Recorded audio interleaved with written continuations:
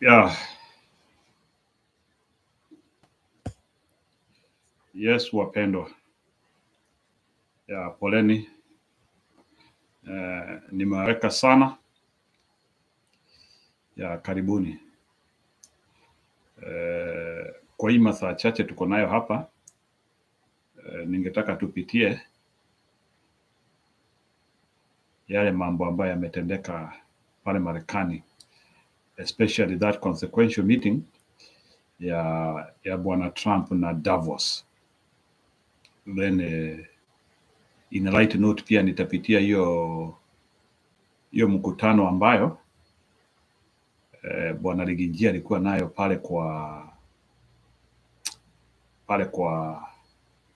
kwa space ya TikTok, then tufunge. So kama mnavyojua, Bwana Trump leo ameshinda pale kwa watu wa Davos na aliweza kuaddress video conferencing. He was somewhere in the White House, but he was being streamed to Davos. So that is why, and the meeting is consequential.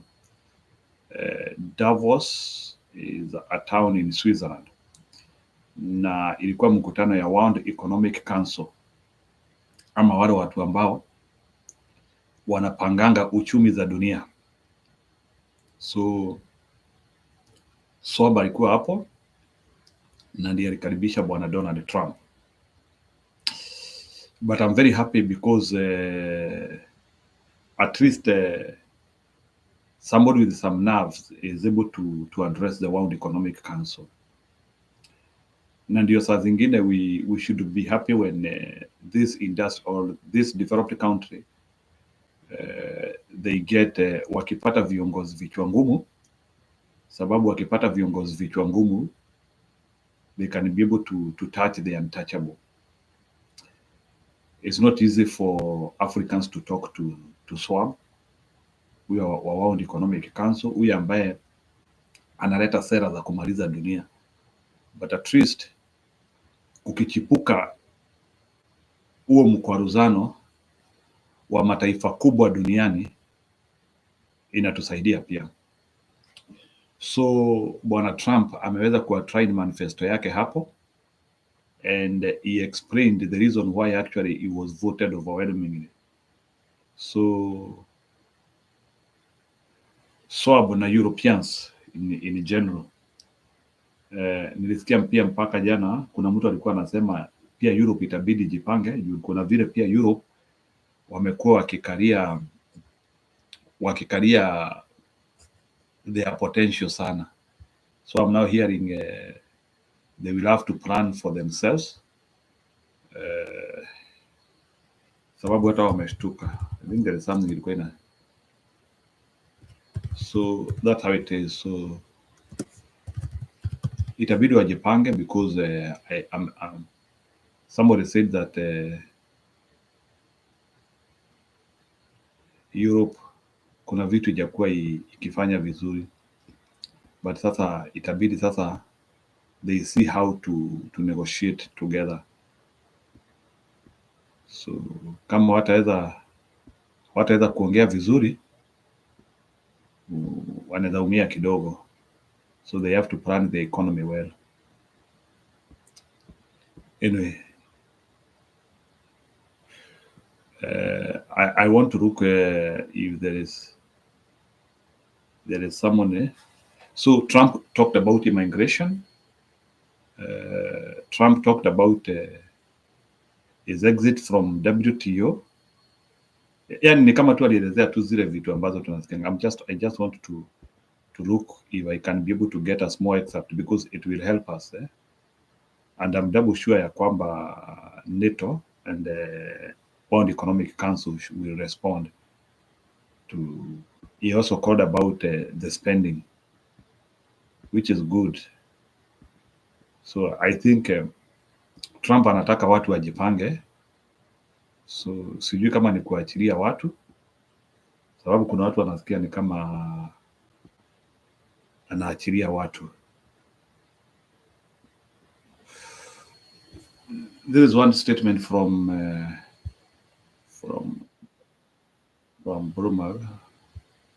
Wacha niwaekee hii moja, you can listen.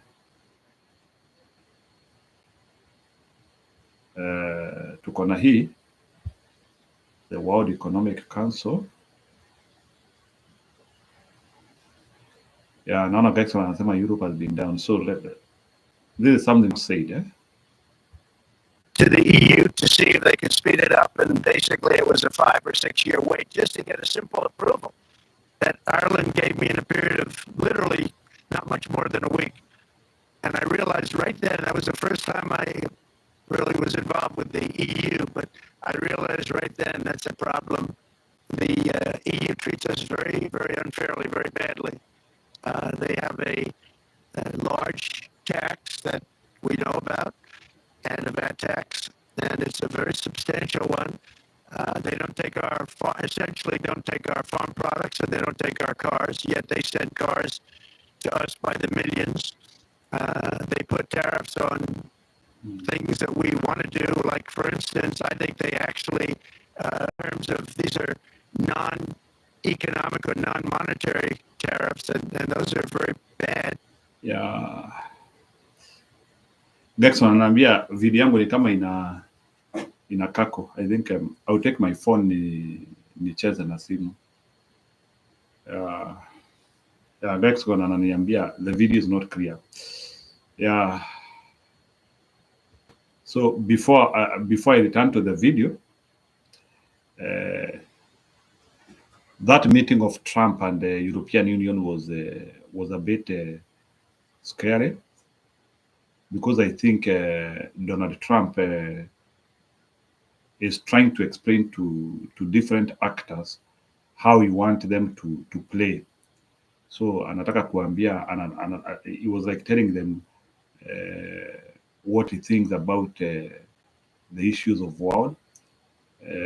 In specific, he talked about Bwana Mbudi, I'm not clear.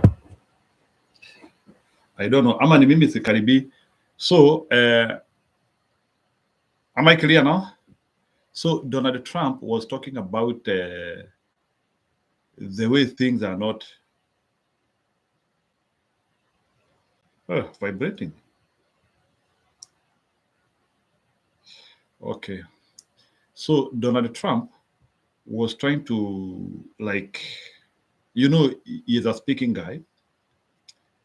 He feels Europeans are not doing the right thing to them. He feels, according to him, Americans are doing the right thing, and he wants a good treatment from Europe. They don't buy our cars, and they don't buy our farming products. That was the statement which he used. This issue of globalist, I think that is one of the issues which I didn't see him touching. But the fact that he is questioning some financing, I think that one can slightly explain his support on where he is, because truly globalists have hijacked the world. There are some people who want to control us. They want to control what we eat and what we do. They want to control our education. Yeah, Mbudi anasema it is his gadget in sawa. So I think there are some people who want to see bad things happening to the world. And I think that is why even Donald Trump decided to bring a revolution in the Ministry of Health. And I think there is much revolution which you want to do. You see, the beauty of America, and I would say, is they bring revolutions in the ballot. They elect somebody, and that person comes with a euphoria of issues. I think they don't know. No, I'm not trying to talk about conspiracy.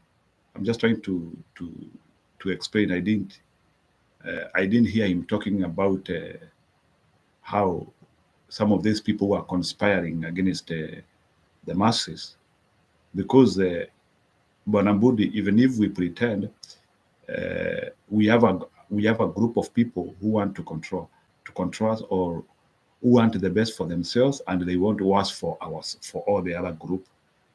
And it's a group which is very prominent in the world. I don't know for the reason why they would conspire to the rest of the population.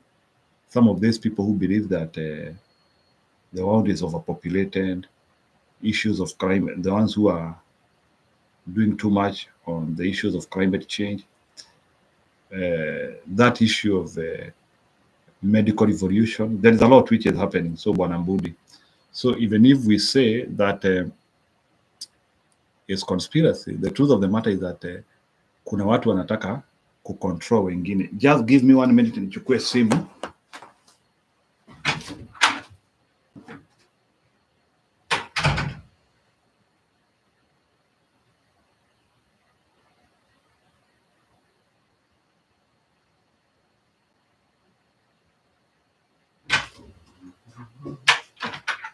Okay.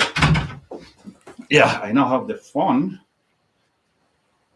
Wacha niwatafutie hizo stories za bwana Trump kidogo, na pia niwaekee msikie vile European Union wamesema. So let me just Trump in Davos. I wish we can be able to. I don't want to play the whole of it. At least hiyo ya Davos ni muhimu, so that we can hear some of the key things he said.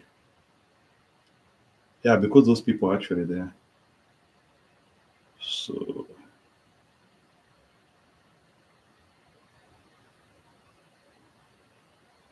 Thank you very much.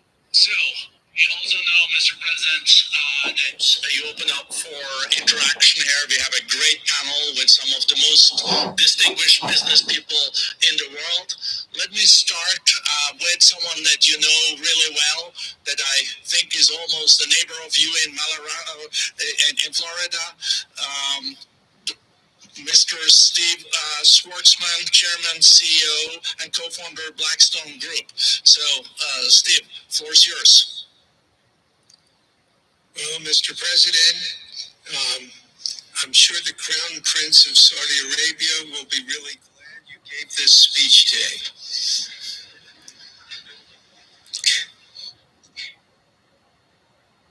You've had the busiest 4 days that anybody can imagine, and congratulations for that. My question is about some of the things I've observed here at Davos. It's a terrific forum. I've met lots of people, as usual. I think I've been here 30 years. And a lot of the European business people have expressed enormous frustration with the regulatory regime in the EU, and they attribute slower growth rates here because of the numerous factors, but especially because of regulations. And you've taken a completely different approach in this area. And if you could explain the theory of what you're doing, how you're going to do it, and what you expect the outcome to be, I'd appreciate it. Well, thank you very much, and congratulations, Steve. You're a friend of mine, but on a great career. You've had an amazing career, and it continues. Just want to congratulate you. Very inspirational to a lot of people. I want to talk about the EU, because you mentioned specifically that I've also had a lot of friends and leaders of countries. I've gotten to know them all my first term and a little bit during this period of 4 years, and know them well, like them a lot, but they're very frustrated because of the time everything seems to take to get approved, environmental impact statements for things that you shouldn't even have to do that, and many, many other ways that it takes. And I'm going to give you a quick little example. In the private life, my beautiful private life, before I had all these things happening, the world is a little different. I had a nice, simple life. You knew that. But when I had that simple life, I did projects, and I had a big project in Ireland, and it had to get approval on something that would have made it even better. And I got the approval from Ireland in a period of a week. And it was a very, very, very efficient, good approval. And they informed me, though, the problem is you're going to have to get it from the EU, and we think that'll take 5 to 6 years. And they said, you have to be kidding. And this was before politics. And I said, wait a minute, it's not that important. I don't want to go 5 or 6 years, but it would have been a big investment. It would have been nice, and it would have been good for the project. And I sent the people to the EU to see if they could speed it up, and basically it was a 5 or 6 year wait just to get a simple approval that Ireland gave me in a period of literally not much more than a week.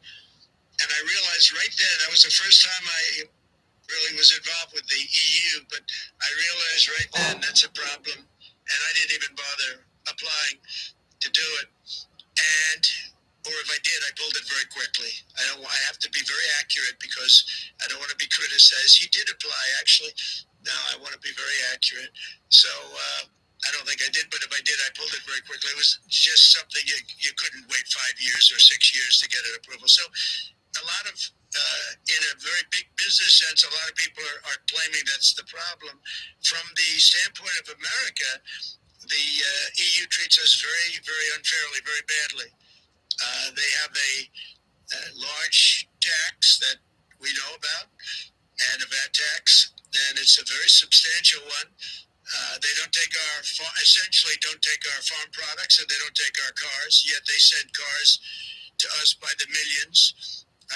They put tariffs on things that we want to do, like, for instance, I think they actually, in terms of, these are non-economic or non-monetary tariffs, and those are very bad, and they make it very difficult to bring products into Europe, and yet they expect to be selling, and they do sell their products in the United States. So we have, hundreds of billions of dollars of deficits with the EU.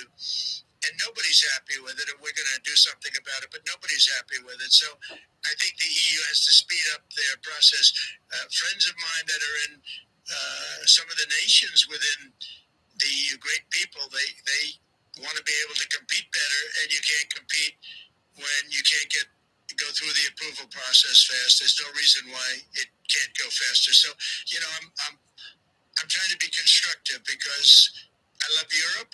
I love the countries of Europe, but the process is a very cumbersome one, and they do treat the United States of America very, very unfairly with the VAT taxes and all of the other taxes they impose. One other, just to finish up, I got a call from the head of a major airline, one of the biggest airlines in the world, and he said, "Sir, could you help us? What? Landing in Europe is brutal.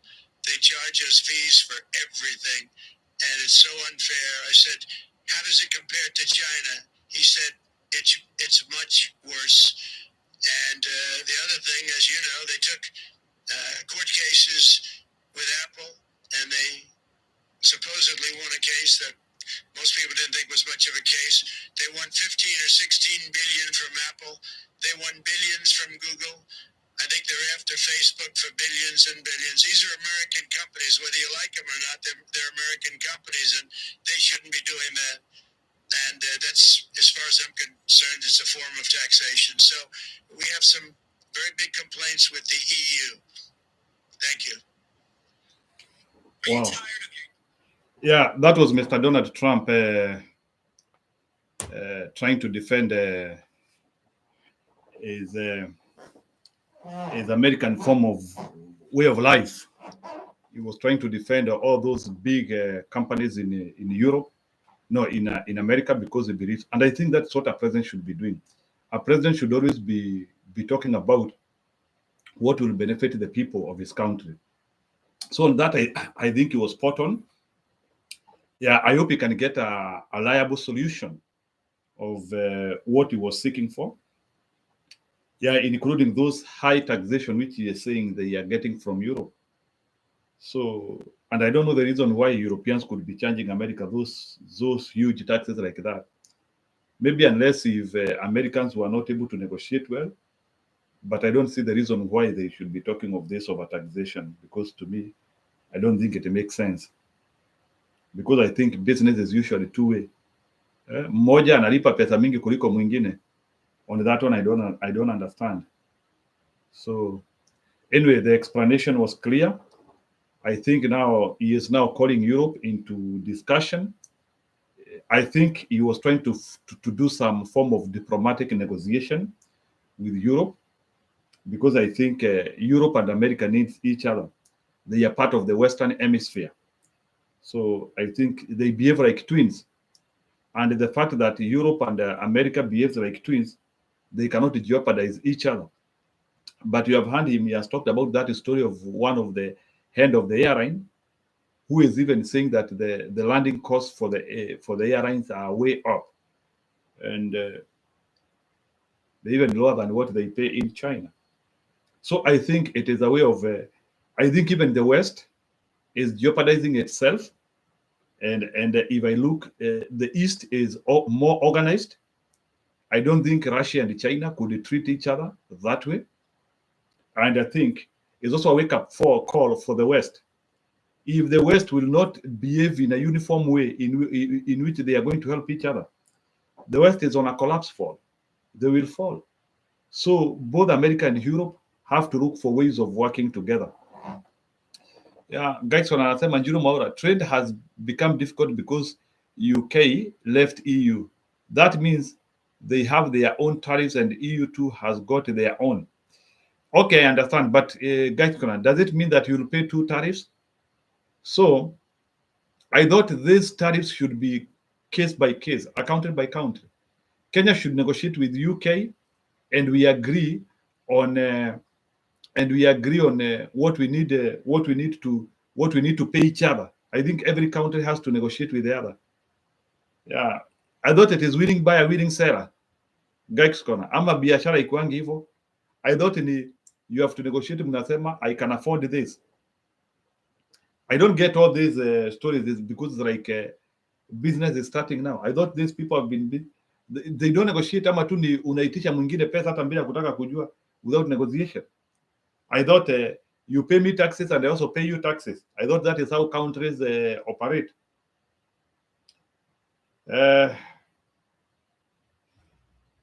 It's a bit funny. So Beck's anasema Trump was trying to blame Britain, not really the other parts of Europe. So, but he was talking about cars. I don't think Britain is the one which is transporting cars to Europe alone, to America alone. The British is negotiating with the European Union at the moment. But the question which I'm asking is, what determines tariffs? What will make America charge more tariffs to Germany than Germany is charging to America? I thought you should charge each other tariffs which the other person can afford. Or America can afford those tariffs, ni Trump tu anariaria tu peke yake hapa. Mimi ningetaka mtu anielezee hiyo, because these things look too huge. Either Europe is exploiting America, or maybe America is in area too for no good reason, but I don't get it. But anyway, there was a meeting in Davos, and you know the impact of Davos. Davos is like the other meeting which happens in California. Kunaitwaje? Bohemian Grove. Yeah, Bohemian Grove. But at least Davos is more open. Yeah, Davos is more open. They are more practical. Bohemian Grove is a closed meeting of economists also. Bohemian Grove. But at least Davos is more open. I don't know why they only talk in Davos, Switzerland. I think Switzerland has been able to hijack the economic system of the world. You rarely hear that meeting elsewhere. Davos, Davos, Davos.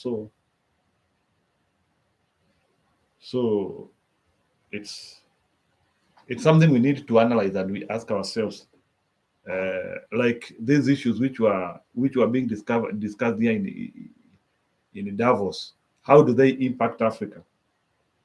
I was talking with somebody today, and somebody was telling me that Africa, based on what Trump has done, there will be reduced uptake of drugs, the HIV. So somebody was like trying to tell me that dawa za ukimwi zitapungua Kenya. So I don't know if that one has a negative effect to people living with the HIV and AIDS. Are they going to be more affected, or what will happen, or still the Kenyan government is going to fill that gap? Na sijui kwani hizi madawa za ukimwi ambazo zimekuwa zikiletwa Kenya, tumekuwa tukipewa bure, or they are drugs which have been highly subsidized that we can't afford them. So I would like to know if I know Kenya there is a lot of corruption, so sijui if they can even afford to buy those drugs. But ningetaka kusikia opinion yenu when it comes to some of these relaxed things which Trump feels America should not do for all the other countries. Like, are we expecting to see more deaths in HIV now that Trump is not ready to do that financing? Is that what it means? So isn't it we have to ask ourselves, because we need to ask ourselves. But I think Trump deserves to talk for his country. I think America feels now other people should also now do more. Another thing which I've also seen, Saudi Arabia has committed over $600 billion of business opportunities with Americans. I don't know which type of business they want to do, but for sure, it looks like there are some things which are coming up. Maybe, I don't know if it is America which is negotiating all those deals, or how it is, or it is the man who wrote The Art of Deal who has really been able to attract all those investments we are hearing. Because up to now we are hearing investments of close to over $1 trillion, which has been committed to America. So is it the art of the deal which is working? Aliongea pia story ya mafuta. He said he want prices of oil coming down. I think he was saying that he wants Saudi Arabia wapunguze bei ya mafuta ili pia naye ati mafuta ya Russia. I think Donald Trump from his speech, kulingana vile nilisikia, Donald Trump believes the only way in which ile vita ya Ukraine inaisha is by allowing Saudi Arabia to sell fuel at a low price. That is what nilisikia akisema. Do you believe the same? Do you believe that Saudi Arabia wakianzia kuuza mafuta na pesa kidogo, Ukraine war will end? Is Saudi Arabia not negotiating with Kenya too? I don't think Gaikona kulikuwa na hii project ilikuwa inaitwa Gangster to Gangster. And Ruto was not interested in helping Kenyans lives. So Ruto alienda pale kuona ni deal gani anaweza tengeneza. Otherwise tungenegotiate na Saudi Arabia na sasa tungekuwa tunanunua mafuta at a cheaper price, or let me not say a cheaper price, an affordable price. But I don't know why Ruto decided to make the whole issue a cash cow. Gaksokana unasema China has been dumped. So who has dumped China? Anyway, I think America is trying to redefine itself from the path, and I think it will be good. No, Ruto, of course, Ruto will be dumped by everybody, and I don't think Trump himself will be able to have some good romance with Ruto. Hiyo mimi sioni, because Ruto ni mwizi sana. So on that one. So Trump talked on the issues of oil. Immigration here, I think that one is... so he did not talk much. The only thing which I can say he talked about, it was immigration. Yeah, the issues of vaccines, sikusikia. I think he is still for late. So climate change, I think hiyo aliguziria. Anyway, but I think he showed the shape of what he want to do, the shape of his government. So Donald Trump was able to show the shape of his government. Hiyo tuliweza kuona leo. hiyo tuliweza kuona leo. So I think the world feels jittered, people feel abandoned. Lakini does it mean that if America withdraws from some various places, dunia itasimama? No, we have now also to start developing balls. Nimesikia China ikisema ita finance the WTO, not WTO, WHO. I think that one is good. Let's see if China can be able to fill that space which has been left. So China wamesema watafund. I think wamesema hiyo pesa imebaki hapo watawekelea.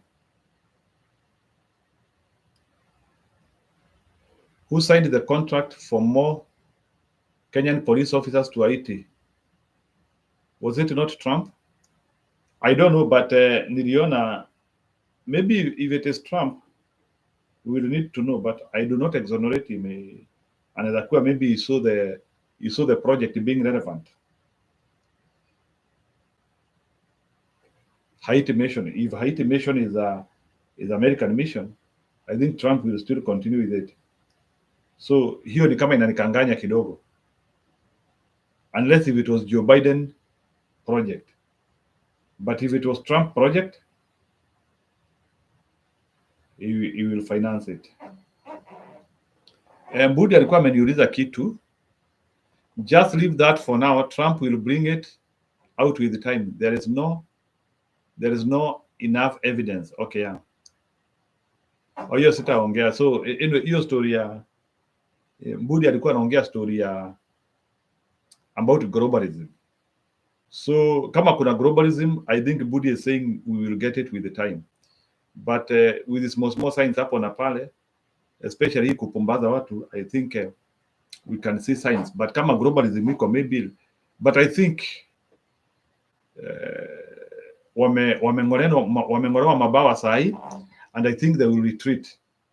Hawa globalist mimi naona wata retreat kidogo. They will come later. They will retreat, they will come later. There is much to dissect in Kenya, please. Wachana na American politics. We have too much to fight for in Kenya. I agree, Bwana Mbudi. It's only that I decided to come and discuss this issue of Davos because I thought it was important, and I saw a person who was fighting for his country. So I agree, there is a lot to do in Kenya. So maybe Budi, I can ask you. So according to you, unaona nini? How do you see Kenya is going to respond to this Trump issues? Does it mean that hakuna financing itakuwa inafikia mataifa zetu? Nikuuliza swali tu, like what are the direct benefit we always get from America? Like I know we get security briefs. They finance, I think, NGOs. So what I don't know is which projects are going to suffer if Trump says that he is not going to finance Africa or he is not going to finance Kenya. Which projects do you think are going to suffer? Maybe that one would be a question I would know. The only one which I know is about the HIV. I don't know if America has been investing on cancer in Kenya. Has America been investing on high blood pressure in Kenya? Or maybe there's lifestyle diseases. We need to know. So kama America imekuwa iki-invest, so Bex anasema he has stopped the AIDS. So AIDS ni misaada yote.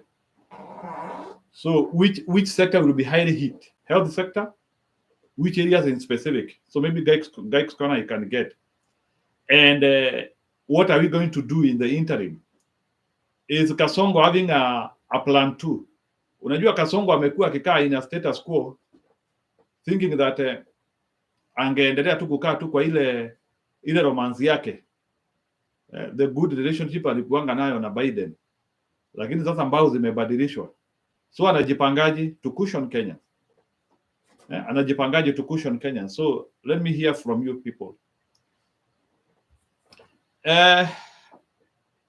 Alex, uliona Twitter exchange ya Gachagua. Alex, did you see Twitter exchange from Gachagua? Did you like it? Do you think he has he was a bit presidential? He was talking of the new government which they are going to form.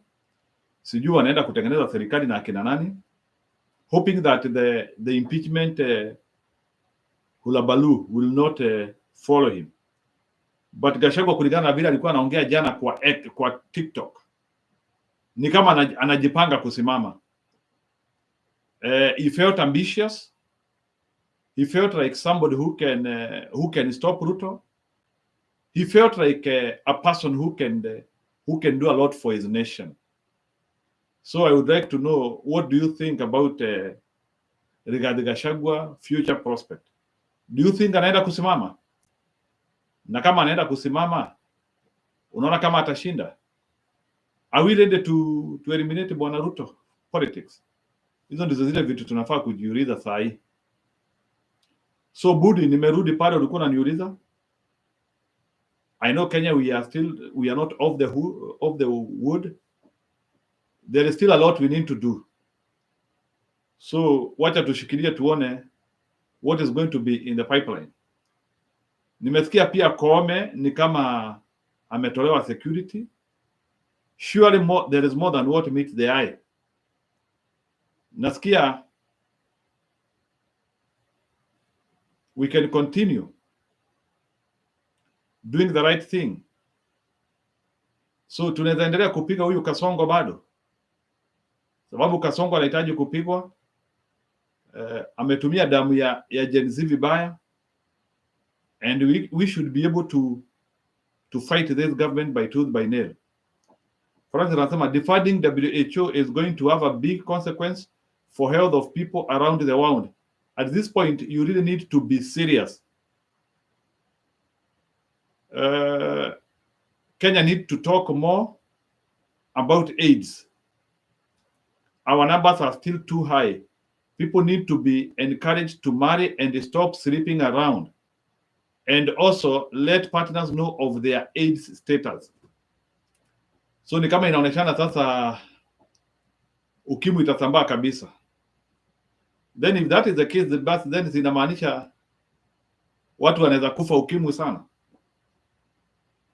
Could it also be another secret way ya kusema they want to do population control? How do you do population control? By just allowing people to die. I hope it is not population control. Mtu anasema sasa wacha ukimwi sasa iendelee. If it will bring responsibility, the better. So there is a lot. So like hiyo deficit, hiyo pesa ambayo haitatoka Marekani tutatoa wapi? Ama tu tutaruhusu tu watu wetu wakufe? Yeah, we need to know. Anyway, does Kenya have money to fund the deficit? Can Kenya fund the deficit? If today National AIDS Control Council, National AIDS Control Council does not get money or assistance from America, does it mean it is the beginning of death of millions of Kenyans who are sick ukimwi?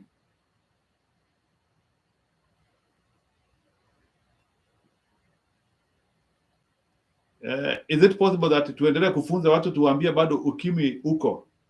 Kuna vitu is there anything we can do as a nation? Even as we wait for assistance, because naona based on what is happening, hata vitu kama condom hazitakuwa available. I don't know kama condom tunapeanga ama hizo tunanunuanga. Maybe I would like protection. Zinatokanga wapi? Ni donation pia from EU.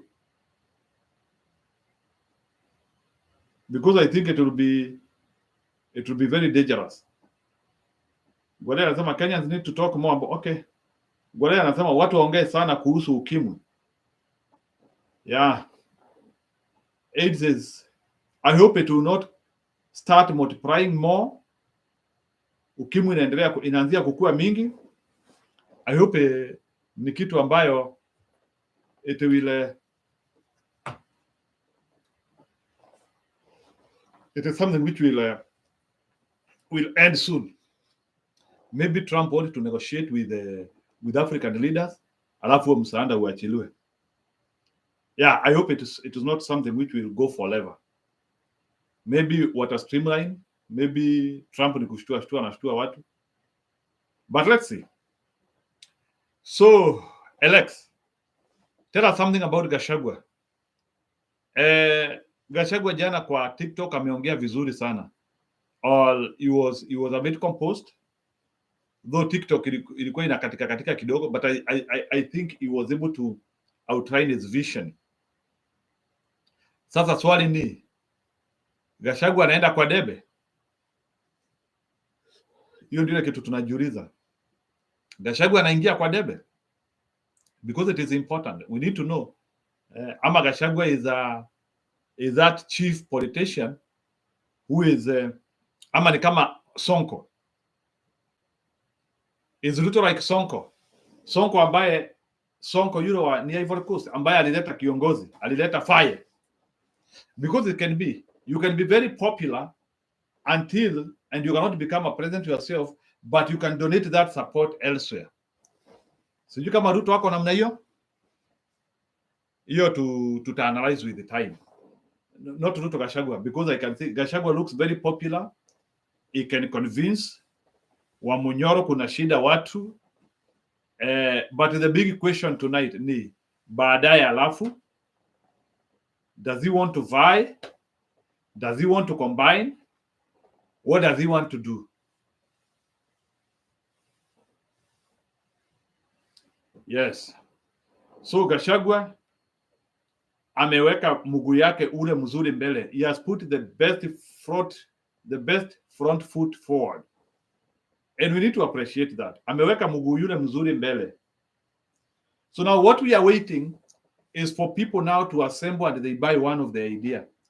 So na sijui kama Gachagua anaenda kushikana na Matiang'i, Okiya Omtata, Wangari Maathai, Wangari Karua, and all the other people of goodwill who want to see Ruto not elected. Is that the path which you want to follow? Yeye ndiye anataka kualika watu ama hata Gachagua akialikwa ni sawa? There are things we need to talk and analyze. Yes. So, I think Kenya is highly polarized. I think Gachagua should continue doing what he is doing. And we hope that he is going to change Kenya for the better. And hata kuja na hii utapeli tulikuwa nayo ya 2024, hata kuja na hiyo utapeli ya uongo. But rather he will come with a lot of skills, and he will come knowing that it is possible to unseat a government. Hiyo ni kitu lazima Gachagua akuwa anajua kwa akili yake. Even akina Matiang'i wakikuja, they need to know that it is possible to unseat a government. So that one should be our operating code. Others wakikuja kwa siasa na waamini ya kwamba kuna uwezo wa kutoa serikali, we will be doing an exercise in futility. Guys wanasema Njiro Maura, Europe helped to in medical experiment. He meant that there are 10,000 well individuals in Swiss deliberately over 10,000 well individuals in Swiss department infected with malaria, and then the government hired for experiment for vaccines. Wow. Anyway, that's what we call now the globalist agenda. And I hope the globalist agenda will be defeated. Globalist agenda will be defeated. That is Modhoni mesalimika sana. The globalist agenda, because it is there. It is affecting people's lives. It is affecting our people. That is what which is making mushrooming of pirates who can speak to it. So ndio najaribu kusema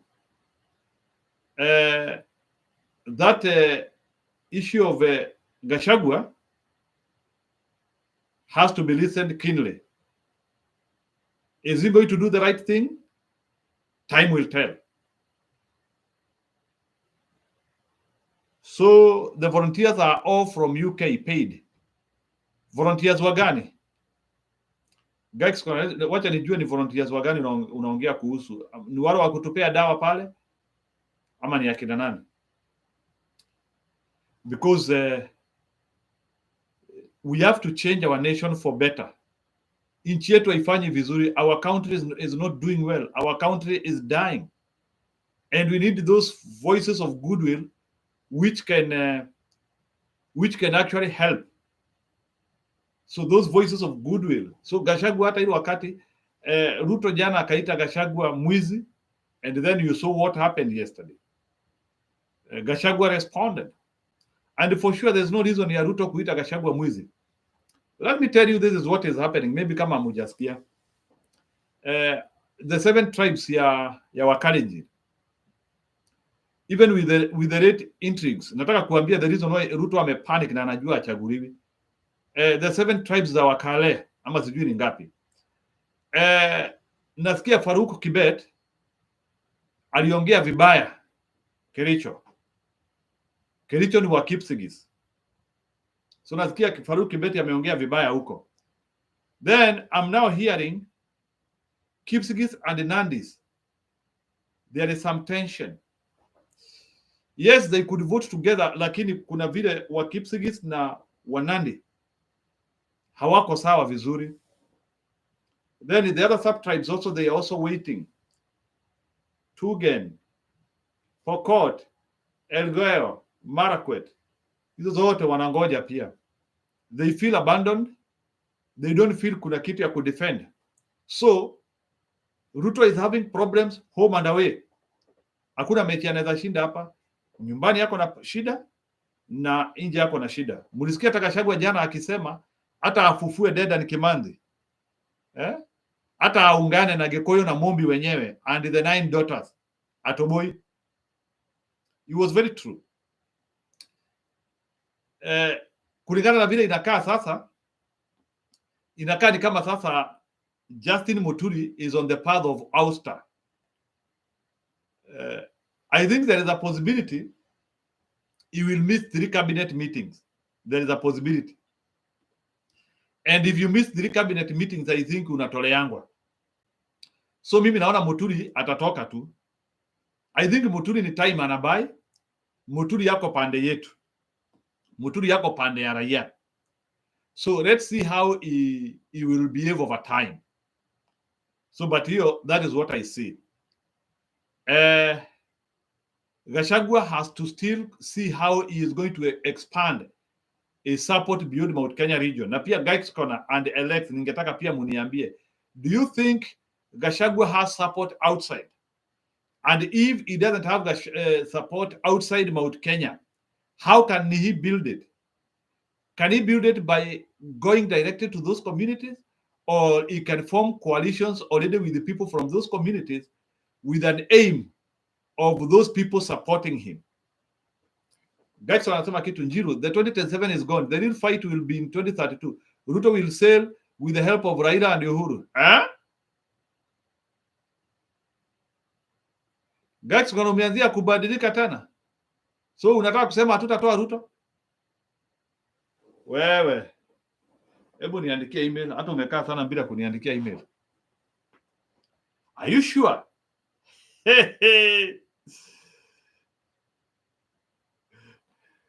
So, guys, according to you, you think sababu unajua Ruto is trying to survive. Hata guys wanajua hivi. Na najua anaanzia tu kupata tukura kidogo kidogo hapa na pale. Do you want to tell me that which Gen Zs are going to vote for him? Guys, kuna hii comment yako mimi sielewi. Please explain more. Umenipoteza. So, guys, kuna wewe ni kama unasema ati 2027 tumemaliza. No. Sisi tuko 2027 bana.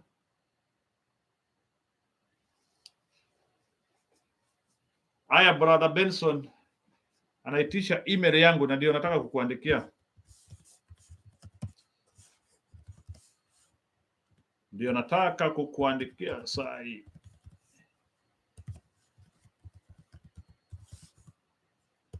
That's the email.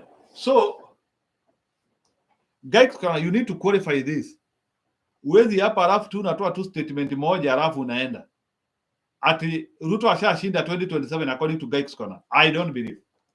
Unataka kuniambia mtu wa govern vibaya ama yani wewe Guy Corner unataka kusema ya kwamba lazima watu waongoze miaka 10 Kenya? Hii litmus test yetu ya kutoa mtu na tamu ya kwanza umesema yeye atutoboi. Makubwa haya. I believe we can do it. I believe we can remove him. So Guy Corner, sijui kwa nini umeanzia kupata uoga so quickly. Francis anasema Gachagua is an issue. I'm not sure what Jiro is high on. No, let me tell you, it is because I'm high on because politics is act that way. You can oppose somebody and you can win people. Ile kitu watu wanataka, na sababu sasa mnaongea tu story ya Ruto. Hebu niambie, what are Kenya benefiting with? Why does this person require a second term? Is a question we have to ask ourselves. I thought a second term is a reward. First term unaweza ipata from nowhere. First term unaweza ipata from nowhere. Lakini nayo second term, I thought second term is a reward. Watu wanasema yenyewe huyu mtu amefanya kazi, wacha tumuongeze.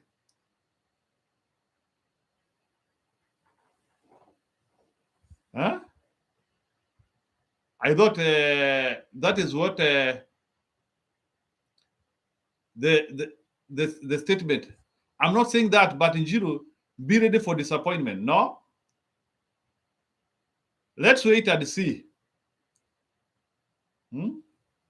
Let's wait and see. Anyway, I will be ending soon. This podcast was not going to be a long one. In the next 8 minutes, I should finish. Tapatana kesho. But let's continue looking at what is happening outside. Okay? It is important. But anyway, guys, Kona umesema, I still don't stand with that one. I feel we can form a coalition. Not only with the Gachagua, there are so many people. I think there are so many forces of goodwill which we can use na tutengeneze. Thank you. Okay, guys, Kona ni sawa, nimekubali. Wacha tuone what will happen, but I feel we can win this race. Yeah, Teresia Ngoda amesema. So I don't think na mi kulingana na vile naona Ruto is showing a lot of desperation. I don't think he should be fighting even somebody who is not in the government. If he was confident enough, he can go ahead and steal the election as he want. Hiyo hatukatai. Na sijui kwa nini Martha Koome wamemuondolea ulinzi ama wanataka kuleta mumeru mwingine. So I don't know, but I think Martha Koome looks as if his days are numbered. Yeah, the same serikali alisaidia kuiba uchaguzi through using terms like hot air is now coming to haunt her. Anyway, sijui itakuwa namna gani. So mimi ile kitu nafikiria, naona there are so many things which are lining up for us, and we can still form that winning coalition. Yeah, I will still not lose hope.